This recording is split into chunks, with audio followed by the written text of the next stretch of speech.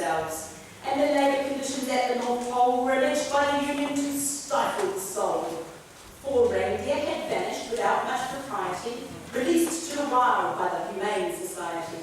And the equal employment had made it quite clear that Santa had better not use just reindeer. So Dancer and Donna, Comet and Cupid were replaced with 4 pigs. And you know, that looks stupid.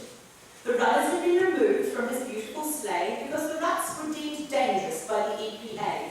And millions of people were calling the cops when they heard sled noises upon their rooftops. Second-hand smoke from his pipe had his workers quite frightened, and his fur-trimmed red suit was called unenlightened.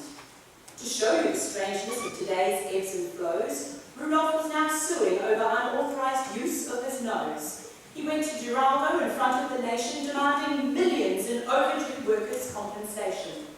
So, half of the reindeer were gone, and his wife, who suddenly said she'd had enough of this life. She joined a self-help group, packed and left in a whiz, demanding from now on that her title was Ms. And as for gifts, why, he never had the notion that making a choice could cause such a commotion. Nothing of leather, nothing of fur, which meant nothing for him or nothing for her. Nothing to aim, nothing to shoot, nothing that clamoured or made lots of noise, nothing just for girls and nothing just for boys. Nothing that claimed to be gender-specific, nothing that's warlike or non-pacifistic. No candies or sweets, they were bad for the tooth. Nothing seemed to embellish upon the truth. And fairy tales, while not yet forbidden, were like Ken and Barbie, better off hidden. For they raised the hackles of those psychological who claimed the only good gift was one ecological. No baseball, no football, someone might get hurt. Besides, playing sports exposed kids to dirt. Dolls were said to be sexist and should be passé, and Nintendo would rot your entire brain away. So Santa just stood there, dishevelled and perplexed. He just couldn't figure out what to do next. He tried to be merry, he tried to be gay, but you must have to admit he was having a bad day. His sack was quite empty, it lay flat on the ground. Nothing fully acceptable was anywhere to be found. Something special was needed, a gift that he might give to us all without angering the left or the right. A gift that would satisfy with no indecision each group of people in every religion, every race, every hue, everyone, everywhere, even you. So here is that gift. It's priced beyond worth. May you and your loved ones enjoy peace on earth.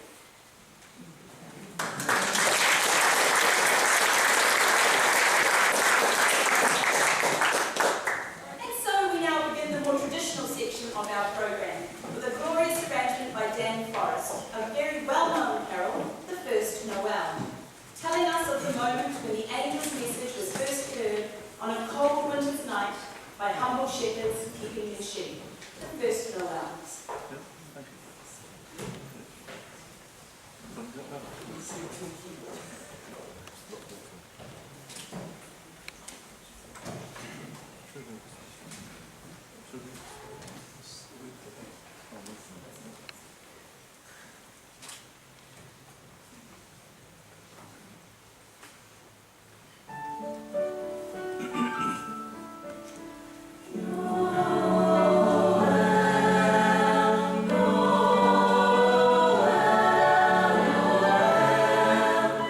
Oh